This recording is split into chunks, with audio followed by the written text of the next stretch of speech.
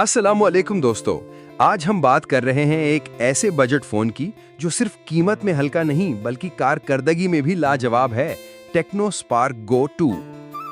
Design और display.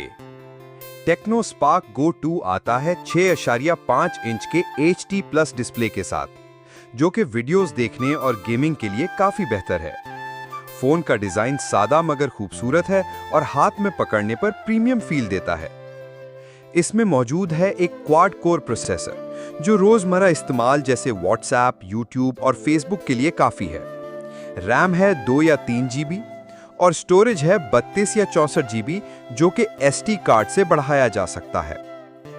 Camera setup में है 13 मेगापिक्सल का मेन रियर कैमरा और फ्रंट पर 8 मेगापिक्सल सेल्फी कैमरा, जो दिन की रोशनी में अच्छी तस्वीर लेता है।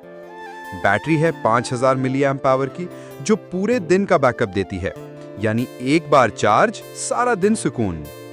तो टेक्नो स्पार्क गो 2 उन लोगों के लिए एक बेहतरीन इंतखाब है जो 20 से 25 हजार के बजट में एक भरोसेमंद स्मार्टफोन चाहते हैं।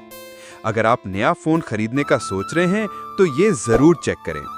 कमेंट में अपनी राय जरूर दें और वीडियो अच्छी लगी तो चैनल को सब्सक्राइब करें। शुक्रिया।